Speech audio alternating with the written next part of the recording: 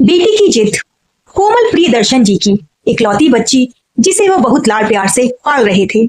कोमल 7 साल की थी, लेकिन उसके पिता उसे अभी केवल 2 साल का ही समझते थे। प्रियदर्शन जी का बहुत बड़ा कारोबार था। शहर के बीचों बीच आलीशान कोठी, कई नौकर उनके घर की देखभाल करते थे, कई बड़ी बड़ी गाड़ियां, पैसे की कोई कमी नहीं थी। सुबह कोमल सो रही थी, तभी उसकी मम्मी कविता ने उसे उठाया। कोमल जल्दी से अपने पापा से मिलने आ रही थी, क्योंकि पापा चले जाते हैं, फिर रात को देर से आते हैं। वह सीढ़ियां उतर ही रही थी, तभी उसने देखा उसके पापा मैनेजर राधे श्याम को डांट रहे थे। राधे श्याम जी, आपको कितनी बार कहा है कि मुझे काम में लापरवाही बिल्कुल भी नहीं चाहिए, लेकिन आप ठीक से काम ही नहीं कर रहे हैं। ऐसा है तो आपको नौकरी से निकाल देता हूँ। आपके जैसे बहुत से मैनेजर लाइन लगाकर खड़े हो जाएंगे। राधे श्याम जी आंखों में आंसू छलक रहे थे। उन्होंने गिड़गिड़ाते हुए कहा, सर, मेरा बेटा बहुत बीमार था, इसी कारण हॉस्पिटल जाना पड़ा। मुझे काम से मत निकालिए, आगे से ऐसी कोई भी गलती नहीं होगी। कोमल सीढ़ियों पर खड़े खड़े सब सुन रही थी। थोड़ी देर बाद बात करने के बाद राधे श्याम जी चले जाते हैं। कोमल अपने पापा के पास आती है। उसे देखकर प्रियदर्शन जी बहुत प्यार से कहते हैं, मेरा बेटा आ गया, आज तो बहुत जल्दी उठ गया। क्या बात है? बेटी कुछ उदास सी लग रही। किसी ने कुछ कहा है क्या? यह सुनकर कोमल ने मुस्कुराते हुए कहा, नहीं पापा, किसी ने कुछ नहीं कहा है। बस आप वो राधे श्याम अंकल को डांट रहे थे, मुझे अच्छा नहीं लगा, बेचारे रो रहे थे। प्रियदर्शन जी ने कहा, बेटा, तुम इन लोगों को नहीं जानती हो, ये लोग कोई ना कोई बहाना बनाते रहते हैं। आगे से मैं ध्यान रखूंगा कि तुम्हारे सामने ये सब ना हो। प्रियदर्शन जी की बातें कर रही थी, तभी कविता जी ने आकर कहा, चलो, आपको ऑफिस के लिए देर हो रही होगी। कोमल को भी तैयार होकर स्कूल जाना है। कुछ देर में कोमल के पापा चले जाते हैं। कोमल भी तैयार होकर स्कूल चल देती है।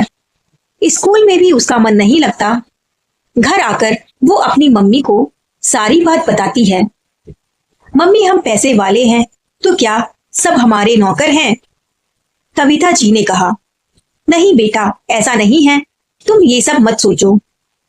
रात को कविता जी ने प्रियदर्शन जी से बात की और उन्हें सब बात बताई।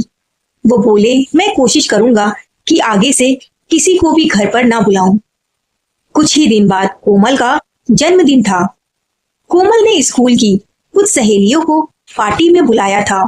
उनमें से एक बहुत करीब घर की लड़की पायल भी थी। उसके पिता चौकीदार थे।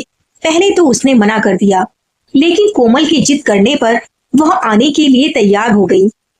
दोनों बाप बेटी तैयार होकर कोमल के घर पहुंच जाते हैं। कोमल पायल को देखकर बहुत खुश होती है, लेकिन उसके माता पिता पायल और उसके पिता को देखकर बहुत गुस्सा हो जाते हैं। प्रियदर्शन जी कहते हैं, बेटा, ये कैसे लोगों से दोस्ती कर रखी है? इन्हें यहाँ से जाने के लिए कहा, नहीं तो मैं भी नौकरों से कहकर इन्हें बाहर करवा देता हूँ। कोमल बोली, क्या हुआ पापा? पायल मेरी सबसे अच्छी दोस्त है, ये मेरी बेस्ट फ्रेंड है। कविता जी कहती हैं, बेटा, दोस्ती बराबर वालों में की जाती है, ये हमारे लायक नहीं है। इनकी बातें सुनकर पायल और उसके पिता वापस चले जाते हैं। कोमल को यह सब बहुत बुरा लगता है। वह किसी से बात नहीं करती। अगले दिन से वह खाना पीना सब छोड़ देती है। शाम तक उसकी तबीयत खराब होने लगती है। उसके माता पिता परेशान हो जाते हैं। वे कोमल को बहुत मनाने की कोशिश करते हैं, लेकिन कोमल नहीं मानती। वे डॉक्टर को भी बुलाते हैं। डॉक्टर कुछ दवाइयां देता है, लेकिन कोमल दवा भी नहीं खाती। इसी तरह 2 दिन बीत जाते हैं। कविता जी का रो रो कर बुरा हाल हो जाता है। कोमल बेहोश सी होने लगती है। अपनी बच्ची को ऐसी हालत देखकर प्रियदर्शन जी बहुत परेशान हो जाते हैं। बड़े से बड़े डॉक्टर भी जवाब दे देते हैं। कविता जी बहुत मुश्किल से कोमल से बात करती हैं। कोमल उन्हें बस इतना ही कहती है, मम्मी, मैं गरीब होना चाहती हूँ, जिससे किसी गरीब का दिल ना दुखा पाऊं। यह सुनकर उसके मम्मी पापा को गहरा धक्का लगता है। वे समझ जाते हैं कि उनका गरीबों से भेदभाव ही उनकी बेटी के लिए जानलेवा रोग बन गया है। प्रियदर्शन जी अपनी बेटी से कहते हैं, बेटी आज के बाद मैं किसी का अपमान नहीं करूंगा। कविता जी भी उसे समझाती रही। प्रियदर्शन जी उसे छोड़कर स्कूल पहुंच गए। वहां प्रिंसिपल को सारी बात बताई। उसके बाद वे पायल को लेकर उसके घर गए।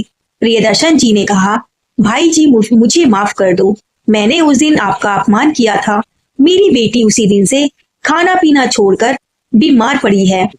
मुझ पर एक एहसान कर दो, मेरे साथ चलो। पायल के पिता पायल को साथ लेकर उनके घर पहुंच गए। पायल ने कोमल से कहा, देख मैं आ गई, तेरे पापा मुझे लाए हैं और अब वे कभी गुस्सा नहीं करेंगे। प्रियदर्शन जी ने कहा, बेटा अब तो कुछ खा ले, देख मैंने अपना घमंड छोड़ दिया है। अब मैं अपनी सारी दौलत गरीबों में बांट दूंगा, तू भी अपनी जिद छोड़ दे। कोमल ने हाँ मैं सर खिलाया।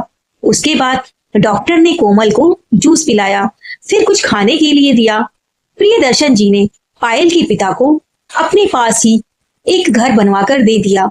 उस दिन के बाद से उनको जितना भी फायदा होता बस अपने खर्चे लायक रखकर सब दान कर देते। बेटी की जिद ने एक पिता की जिंदगी का सबक सिखा दिया। बेटी की जिद ने एक पिता को जिंदगी का सबक सिखा दिया। आशा करती हूँ आपको ये कहानी अच्छी लगी होगी। ऐसी ही कहानी को जानने के लिए हमारे चैनल को सब्सक्राइब कर लीजिए, बेल आइकन दबा लीजिए ताकि आपको आगे ऐसी ही कहानी की नोटिफिकेशन की वीडियो मिलती रहे। तब तक के लिए धन्यवाद।